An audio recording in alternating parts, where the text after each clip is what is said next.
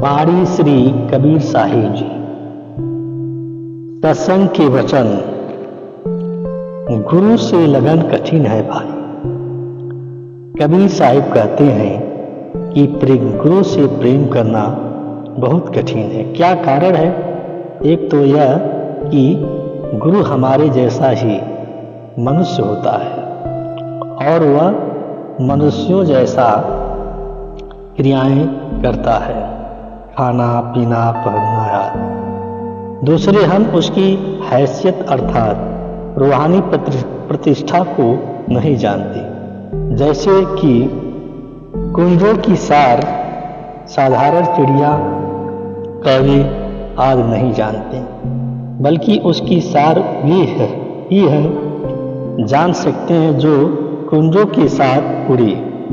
जब तक पर्दा नहीं खुलता, गुरु के साथ पूरा प्यार पूरा भरोसा नहीं होता।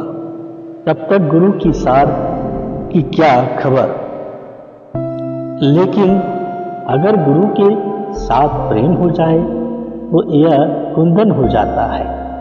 महात्मा झिड़कते भी हैं, फटकारते भी हैं, किसी समय स्वांग भी धर लेते हैं।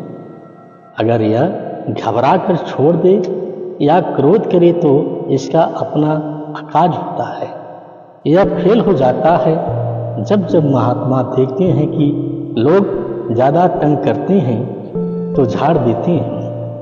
लेकिन इनको जो दुनिया की मान बढ़ाई चाहते हैं, बेटे बेटियां मांगते हैं, या जो कामी क्रोधी है, जो प्रेमी है, उनको अगर बाहर से ताड़ते हैं तो अंदर से खींचते भी हैं। अब सवाल पैदा हुआ कि गुरु से लगन कैसी होना चाहिए। आगे कहते हैं, लगन लगे बिन काज न सरी हैं, जीव प्रलय हो जाए। जैसे पिपीहा प्यासा दूध का, पिया पिया रटिलाई। प्यासे प्राण तलफ दिन राति, और नीर न भाई। आगे कबीर साहिब कहते हैं, जब तक गहरा प्रेम, गहरी प्रीत और सच्चा इश्क पैदा न हो, अंदर पर्दा नहीं खुलता। अगर पर्दा न खुला तो जन्म व्यर्थ गया। जैसे अगर विद्यार्थी मेहनत करके पास न हो तो कितना दुख होता है। कहते हैं कि इस तरह पपीहा केवल वर्षा का पानी पीता है। नदी, कुएं, तालाब और नहरें चाहे हजारों भरी रहे, पर वह उनका पानी नहीं पीता। अगर वर्षा न हो तो वह प्यासा तड़पता रहेगा, मर जाएगा, पर बाहर का पानी कभी नहीं पिएगा, क्योंकि उसकी जात तो लाज लगती है।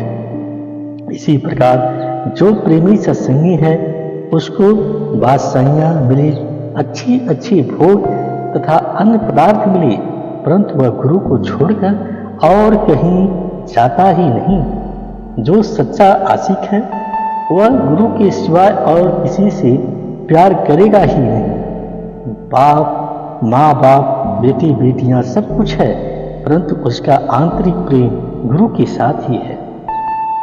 जैसे मृगा शब्द स्नेही, शब्द सुनन को जाई। शब्द सुने और प्राण दान दे, तन को ना ही डिराई। अब पपीहे के प्यार का वर्णन करके मृग के प्यार का दृष्टांत देते हैं। कहते हैं कि शिकारी जंगल में जाकर एक प्रकार का बाजा बजाते हैं। मृग उस पर आशिक होकर अपना सिर शिकारी की घुटनों पर रख देता है और अपने प्राण दे देता है।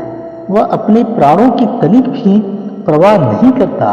हालांकि मृग मनुष्य के नजदीक नहीं जाता और फिर शिकारियों की, लेकिन बाजे की धुन पर मस्त होकर उस पर मुंह रख देता है।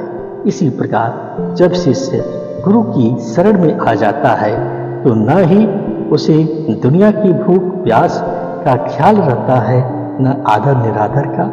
जब प्रेमी शिष्य गुरु की शरण में आएगा, वह अपने आप को भूल जाएगा। जिस प्रकार जब कृष्ण भगवान विदुर के घर गए उसकी स्त्री स्नान कर रही थी। गुरु की आवाज सुनकर उसे इतना ध्यान न रहा कि वह किस हालत में है। प्रेम में मग्न उसी प्रकार उठकर दरवाजा खोल दी।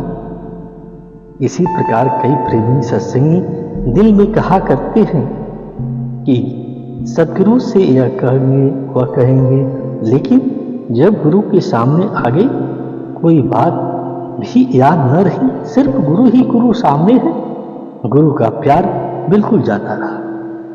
तो कहते हैं कि मृग उस शब्द पर अपने आप को न्यौछावर कर देता है। इसी प्रकार शिष्य का धर्म है कि अपने आप को गुरु पर कुर्बान कर दे। न खजाने का, न पीने का, न लोक लाज का। तात्पर्य यह है कि किसी बात का ख्याल न रहे, कोई उसको अच्छा कहे या बुरा कहे, वह चिंता ही न करे।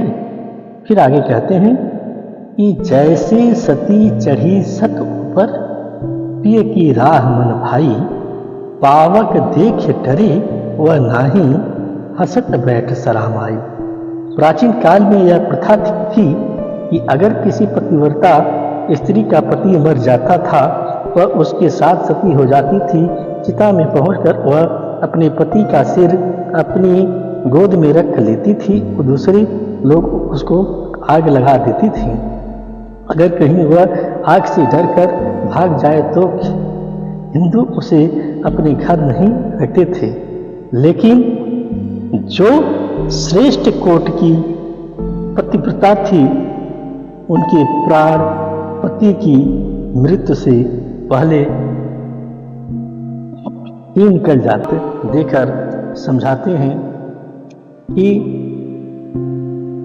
गुरु गोविंद सिंह जी का समय का वृत्तांत है कि एक डल्ला नामक ब्राड़ जात का सरदार था। उसने गुरु साहिब से कहा कि जी, आपने युद्ध में मुझे नहीं याद किया, मेरे पास मालवी की बड़ी बड़ी जुबान थी, अगर आप मुझे बुलाते तो कभी हार न होती। गुरु साहिब ने कहा, डल्ला, मालिक की ऐसी ही मौज थी। डल्ला ने कहा कि नहीं महाराज, आपने गलती की। संयोग की बात, उसी समय एक सिख ने एक नई पत्थर कला बंदूक लाकर गुरु साहिब को पेश किया। गुरु साहिब ने कहा, डल्ला, कोई जवान ला, निशाना लगाकर देखे कि बंदूक का निशाना ठीक लगता है या नहीं। डल्ला ने कईयों से कहा, लेकिन सबने जवाब दे दिया, एक भी न आया। अंत में आकर गुरु साहिब से कहने लगा कि महाराज, उनमें से कोई भी नहीं आता। तो गुरु साहिब ने कहा, अच्छा डल्ला, तू ही आ। डल्ला ने भी जवाब दे दिया, कहने लगा कि महाराज, मेरे बच्चे अभी छोटे छोटे हैं। गुरु साहिब ने कहा, डल्ला, तेरी जात में से तो कोई भी नहीं निकला, फिर तू कैसे कहता था कि अगर मुझे बुलाते तो कभी हार न होती। अब बोले कौन? आखिर गुरु साहिब ने कहा, अच्छा जाओ और मेरे कबीले में कोई है तो बुला लाओ। वादा वहां दो सिख मौजूद थे, एक तो पगड़ी बांध रहा था, दूसरा केस सवार रहा था। जब डल्ला ने गुरु साहिब का हुक्म सुनाया तो दोनों उठ खड़े। एक के केस खुले थे, दूसरे की पगड़ी लटक रही थी। भागते हुए आने के कारण सांस चढ़ा हुआ था। अब एक कहता है कि महाराज जी, इसके बिना घोड़े ठीक नहीं रहेंगे, इसलिए मुझे निशाना बनाओ। दूसरा कहने लगा कि नहीं महाराज जी, इसने चमकौर के युद्ध में बहुत काम किया था, इसलिए मेरा निशाना बनाओ। दोनों में झगड़ा हो गया। अंत में गुरु साहिब ने कहा, अच्छा भाई, तुम दोनों ही खड़े हो जाओ, हम बारी बारी दोनों पर निशाना लगाएंगे। जब खड़े हो गए तो गुरु साहिब ने निशाना साधा। अब एक ने धक्के देकर दूसरे को आगे से हटा दिया और आप आगे हो गया। गुरु साहिब ने मारना तो क्या था, गोली दोनों के सिर के ऊपर से निकाल दी और डल्ला से कहा कि देख, इसका नाम है शिष्य, यही सिक्की है, इसको प्यार करते हैं, हर एक यही चाहता था कि शुक्र है अगर गुरु साहिब मुझ पर गोली चला दी। अगर शिष्य तन मन धन की परवाह करता है तो गुरु का शिष्य नहीं। अगर गुरु पर अभाव लाता है तो भी शिष्यत्व से गिर जाता है। फिर आगे आप समझाते हैं, जब दो दल सन्मुख आन जुड़े, सूरा लेत लड़ाई, टुक टुक होई गिरे, धरनी पर खेत छोड़ नहीं जाई। जब युद्ध में आमने सामने दो दल लड़ते हैं तो सूरा का धर्म है मरना और मारना, चाहे टुकड़े टुकड़े होकर जमीन पर गिर पड़े, पर लड़ाई में मैदान न छोड़े। इसी प्रकार जब शिष्य गुरु की शरण में आ गया, फिर शिष्य का धर्म है कि सारी उम्र उसके हुक्म में रहे। यदि फिर भागे तो सुरमा नहीं, कायर है। गुरु अर्जुन साहिब कहते हैं, आगाहा पुत्राद इच्छा फेर न मुहड्डा, नानक सिज इवेहा बार बहुर न होई जन्मड़ा। कहते हैं अगर गुरु की शरण में आ गया है तो आगे की ओर चल, मन और इंद्रियों को रोक कर ऐसा अभ्यास कर कि फिर जन्म न लेना पड़े। छोड़ो तन अपने की आशा, निर्भय होवे गुण गाई, कहत कबीर सुनो भाई साधो, नहीं तो जन्म नसाई। तन मन धन को कुर्बान कर दो, निर्भय होकर अभ्यास करो। न लोक लाज का डर रहे, न दुनिया का डर रहे और न किसी और का। कबीर साहिब कहते हैं कि अगर इस प्रकार अभ्यास करोगे तो मालिक से जा मिलोगे, अगर न करोगे तो जन्म मरण जारी